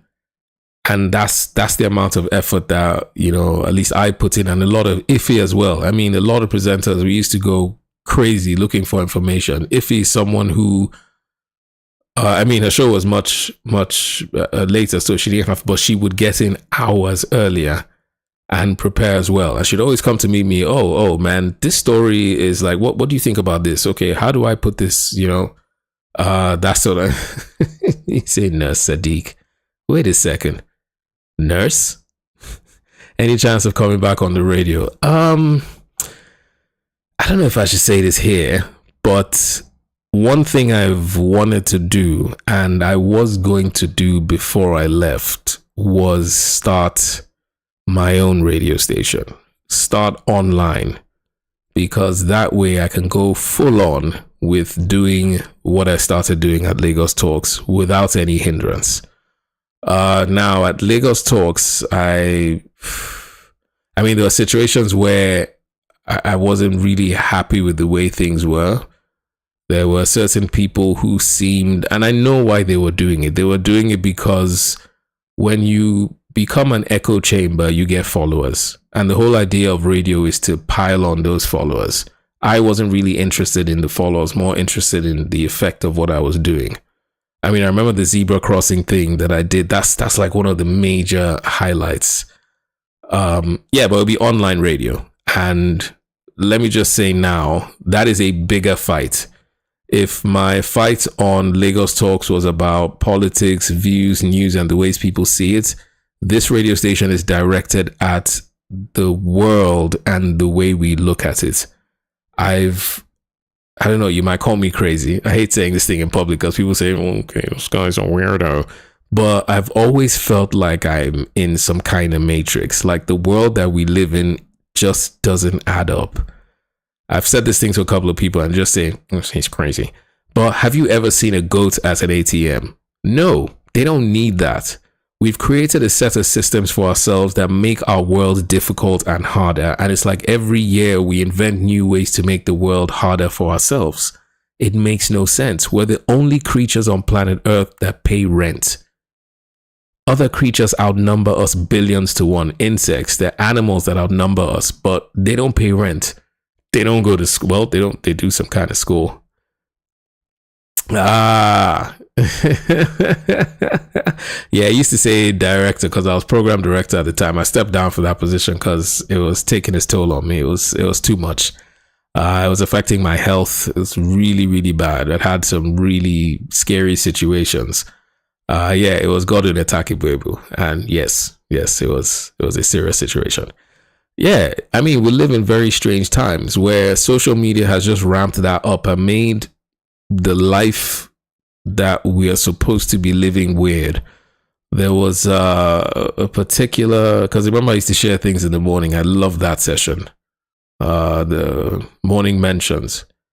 And it's a guy who was a fisherman and he got approached by this businessman who said, hey, you catch these fish. These fish are actually pretty expensive. Why don't you package them and do this and start selling? And then the guy's like, okay, then what? And said, okay, after you start selling, you go to the city, incorporate your business and double your sales by buying a boat, buying this. He's like, yeah, and then what? And, so this guy draws out this long business plan that takes years. And the guy says, okay, at the end of that, what? And the guy says, oh, after that, you can sit down, relax, and enjoy life with your family. And the fisherman says, I'm doing that now. That story really touched me because life to me looks like that life cycle of a mosquito where we finish from primary school. When you finish from primary school, you get a good grades, go to secondary school, finish with good grades, go to uni, get a good grades, get a good job, get married, have kids, die. Boom. That's life. But there's so much more to being alive than that. It seems like we're just churning out people to work and die. So the concept of this radio station is bringing back or trying to push the message of what's really important in life. It is not money, Instagram, or showing people that you have money. Some of the happiest times in my life were times that I had 0 naira. And that's the truth. Just enjoying life, whether you have it, you don't have it, money wise. It's about connections. It's about people. So it's about starting like an army, like a way of life, like people who are living against the grain. We don't want to put fancy pictures of us in a yacht. Who cares? What's my own business? That's what I'm trying to put together and push. It's called, should I mention the name? Anyways, I've already bought all these things, so you can't take it. It's called Hyper Radio. I've gone as far. I have my logos. I think Rosemary, I showed you some of those things. I had a hell of a time putting them together, but it's called Hyper Radio Online. And that's where this is going.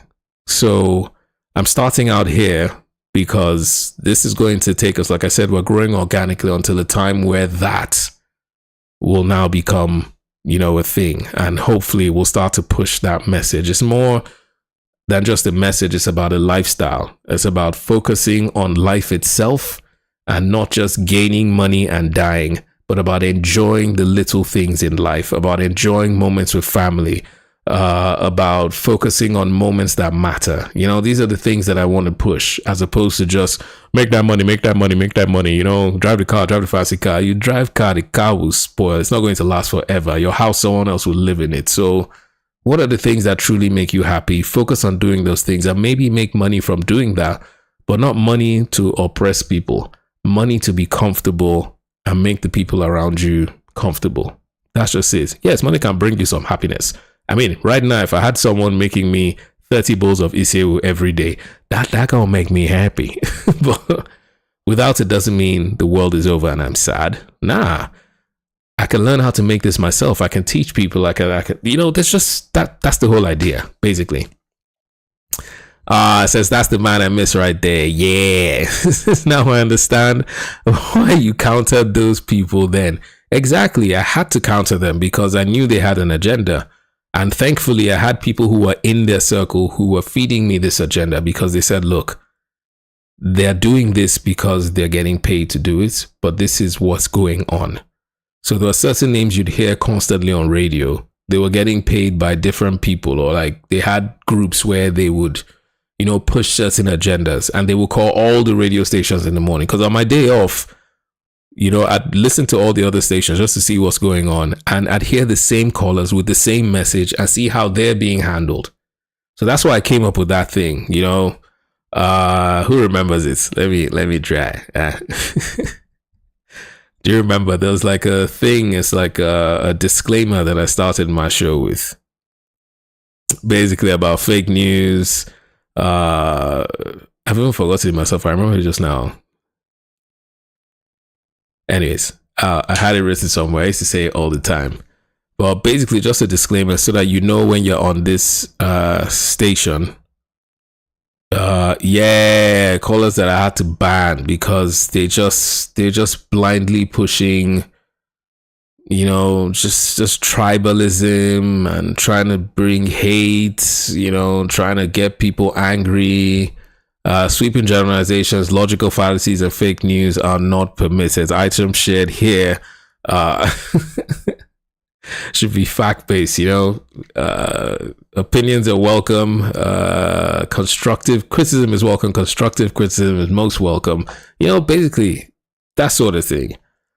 It was a wonderful experience because I got to do something that I've always wanted to do. I got to touch a lot of lives. I got to help people. My aim was to bring as many people on air, people who called in, Chris the Honeyman, Ambassador Musbao, just get these people, into it because they were so passionate. They were so great, in their own lives. I thought, the world needs to hear these people. They need to feel their vibe. And one thing that I did that I will never, ever, ever, ever forget was the zebra crossing initiative. It started out because I thought the reason why a lot of people are really sad in Nigeria, and that sadness comes out of anger, comes out in the way of anger on social media and on radio stations, on callers, is because they feel helpless. When you feel like there's nothing you can do, most times all you can do is just lash out and insult someone or abuse someone. And I understood their pain. So I thought, let me teach people how to make a difference. Let's go on a journey, of how to start something, how to make a small difference in your own community. COVID came and destroyed my plan. It took my plan, tore it, and threw it in the gutter. But we started something. I started that zebra crossing protest, and I was amazed at how many people came down to the station and followed me. And we went on this journey together. I got an award from an NGO and a lot of recognition based on that. I mean, a company actually did something somewhere in Nigeria, and all they were getting tagged on was, hey, Sadiq. I'm sure they were like, now, wow, who is this Sadiq person? I've done something here. You are calling someone else. That's how far that thing had gone. I didn't realize I got a call saying this company wanted to give me an award for this. And I felt like this is the impact we're talking about. This is how we start that change. Now, the idea was that, it wasn't about getting the awards. It was about getting people aware that they could make a difference. Now, something we got done, it didn't get we didn't make the fanfare of it, but that to which we did then actually got to the reps in Lagos, and they actually made some changes in the law. In fact, one of my friends who was a member at the time of the house had said, look, based on this thing you're doing, there is a law that's going to come out in Lagos State, a general traffic law. I'm sure it's out now. But this thing about zebra crossing and the fine that you've spoken about is going to be in there. That's like a major win. So I thought if we do that, carry on, then what I had started doing was to get people to start going to their local governments, call these local government chairmen into the studio, let people start talking about how, that's what I think you do when you have media.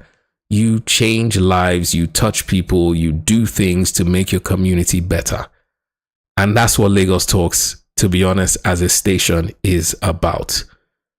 I still love what's being done there. Like I said, that's my baby. I still listen. I still go through the social media. I do that regularly because that place meant more than just, it was more than just a workplace. It was more than just where I went to, do my thing. And even when I was leaving, the kind of support I had, I couldn't bring myself to say goodbye. A lot of people are like, hey, you just left, you went on holiday, you didn't come back. But to be honest, it was done on purpose because it would have been too painful. I hate goodbyes. Even in my house, I don't say bye, I say see you soon.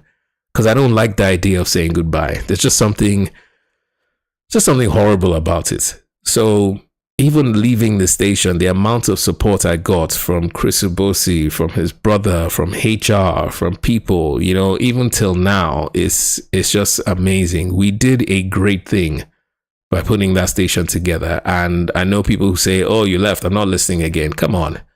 Just go back, listen. Yeah, it's my baby. No matter what, my heart and soul is still in that. It was a very, very good experience. I enjoyed working with Jimmy Disu. I enjoyed seeing him every morning. I especially love the Sports Zone. Charles, Jojo, brilliant. Femi Faraway, Yemi.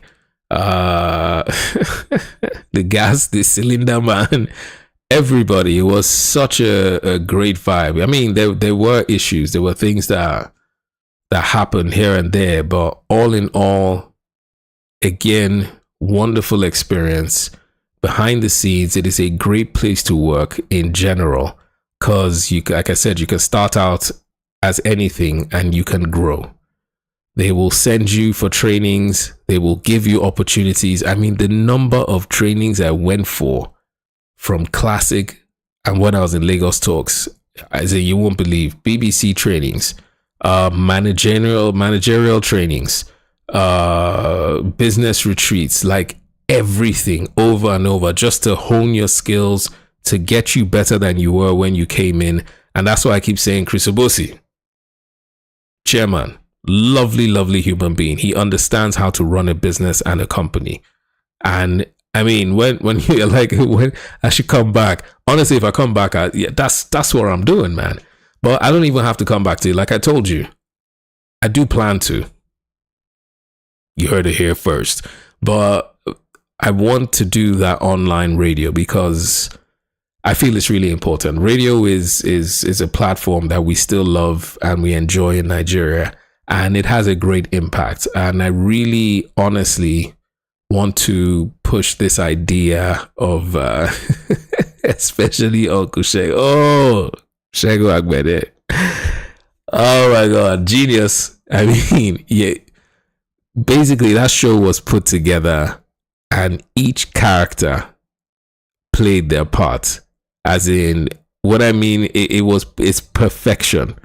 Like, you have the antagonist, you have the guy who's always causing issues, you have the voice of reason, you have the person who just doesn't care.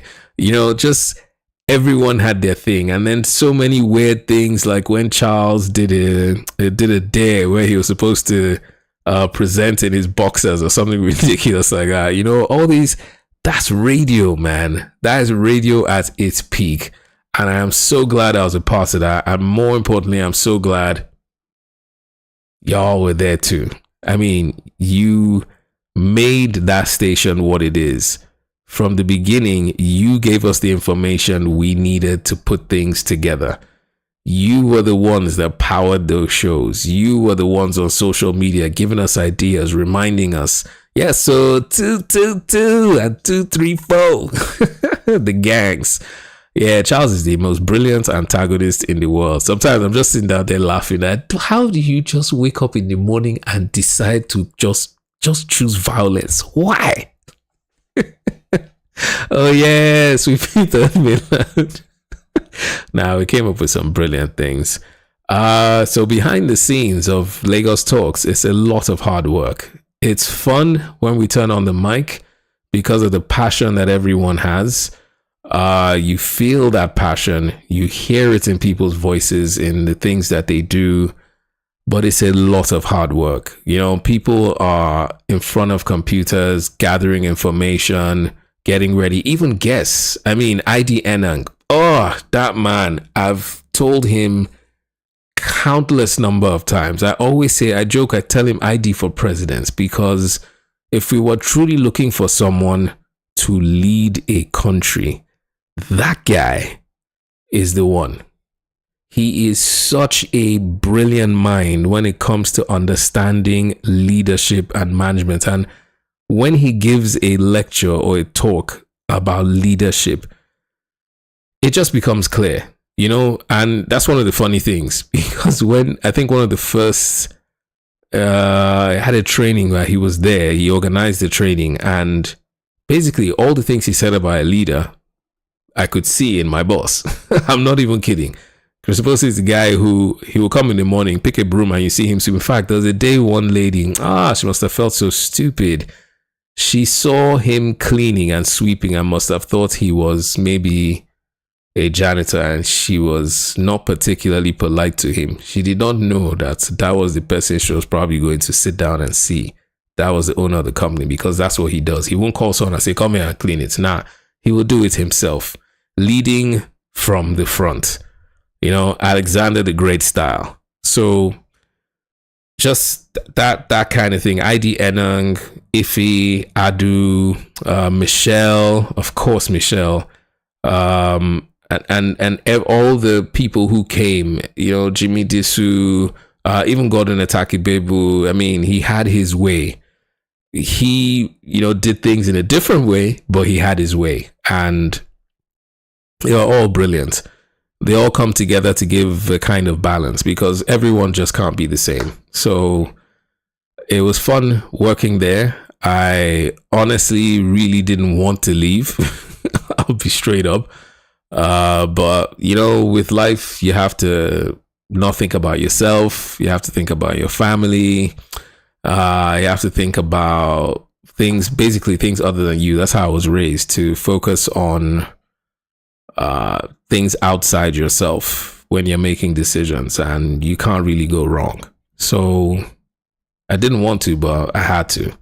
But it was a great experience. It was hard waking up in the morning. You get used to it. You wake up. I had my alarm. Your alarm will wake you up sharp. 2 a.m. You are up. Just get ready, enter your car, drive down.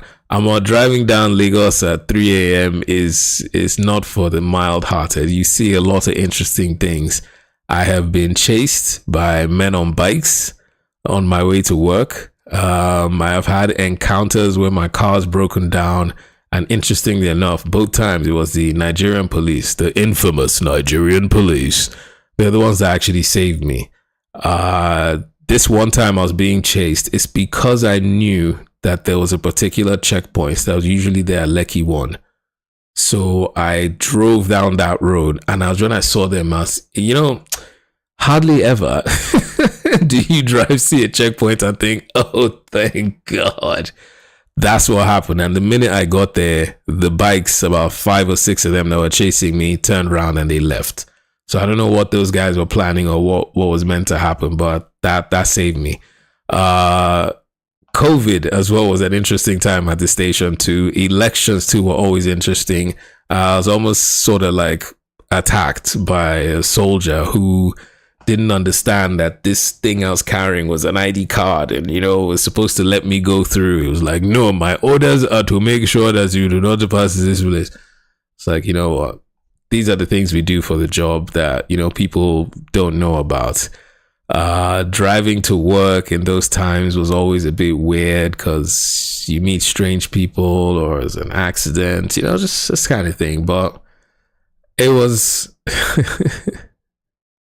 yeah, it was a tough job.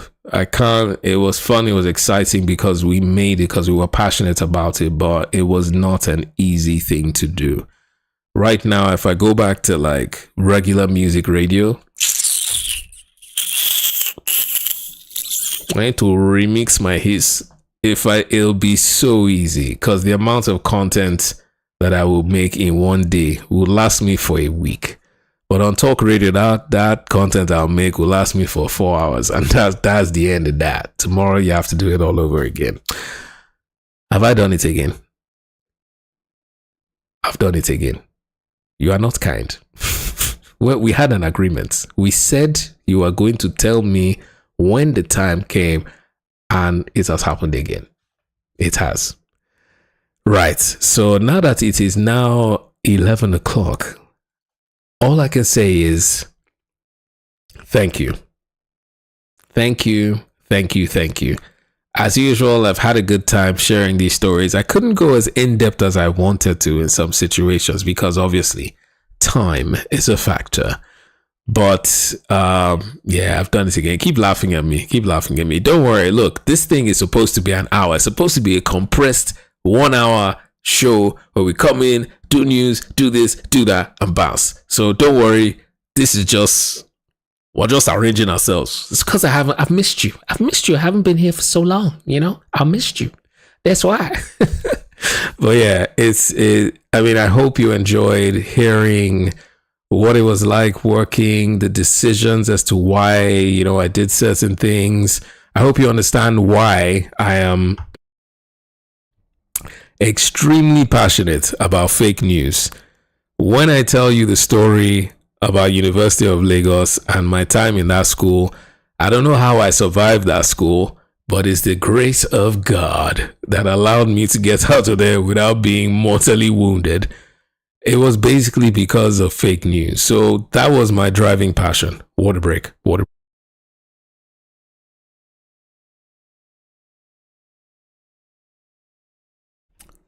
Yeah, that was my passion.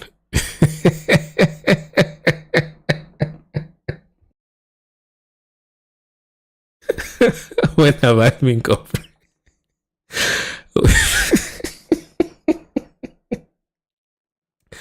Look, I'm trying. I'm trying. I'm sure it was kind of shorter than than last week. See, I think I'm even losing my voice. Anyways, yeah. Oh no. The second one, prank and rhythm. Wait, have I forgotten? What was the second? Oh yes, let me just quickly tell you that one. Sharp. It was IK Wild Child, and basically we get announcements, and they'll just come into the studio and tell you, oh, read this announcement, very important. Now announcements are serious. You turn off the music, no bed, nothing. Rhythm 93.7, please listen to this. Blah blah blah blah blah blah blah blah blah. They come in like that. So it's a short thing, usually a minute or so. So we had gotten this announcement, and I think IK wanted to do it because he wanted to get used to that, being able to switch from like jokey, jovial to like a news thing. So when he got this announcement, there was what do they call this thing? Like a poster And the poster had a woman. I think it was for an artist called Royce or something. And it was a picture of a half naked woman with her hands covering her boobs. Yeah, that was all. So it was a very provocative picture. So when IK started reading this here announcement, someone, I don't know who, but someone put that picture in front of him while he was reading. And while he was reading the announcement was supposed to be for a children's school. And at the end, he was supposed to say, we're the best for your children. But because that picture was in front of him, he ended up saying, it was supposed to be we bring the best out of your children. IK says, we bring the breast out of your children. And that's because someone, I don't know who, had a picture of like a half naked lady in front of him. Those are the kind of things we did to each other. Like literally the minute you hear, announcement, we'll run to the studio and just start waving in front of you just so that you could mess up. So yeah, those are the kind of pranks someone used to play. But it was fun. Yeah, I said I was going to tell you that. Thank you for reminding me. Okay, it has come to that time where I gotta say bye. I gotta say thank you again, and I do hope I see you next week. I'll be asking you throughout the week what else I said I wanted to discuss. That was the option today. It was either do like a behind the scenes to like my journey through radio, or talk about my university experience, University of Lagos, and my university in the abroad. Yeah, really interesting and really different, I have to say. So maybe when I talk about that, maybe next week, possibility as well. I'll keep it short, Rosemary. I'll keep it compressed. I promise. But much love. I have to do the roll call. Thank you, Olatunji. Thank you, Bulls and Bears. Thank you, El Zeus. Thank you, Rosemary, my brilliant genius friend. Thank you, every single person who's been here, your comments, just spending time. And as I used to say, man, time is our most valuable commodity. Taking that time, even if it's 1 second to share with me, truly tickles my gizzard, and I really do appreciate. All right. Time is something you can get money, you can get, anything, but you can't buy time. It is the most important thing that we have. So thank you for sharing that time with me. Even though it's supposed to be 45 minutes. No, do I still fish? Interestingly, only for meat inside soup. Now, it's what I'm fishing for, that bomo, the shaki. That's all the fishing I do at the moment. It's amazing that I did more fishing in Nigeria than I've done actually here. That's because here you have to buy a license. You see, those are the things that we enjoy in this country. In Nigeria. You just bring out your pole, get to the water. And I did ask. I spoke to the guy because obviously guests come in. And there was a guy who was in charge of fisheries and blah, blah, blah. And I asked him if he needed a license. Like, license? What license? Like, oh, so it's okay. Don't be angry, sir. So yeah, but here you have to buy either a license, and then there are limitations. You can only carry one rod.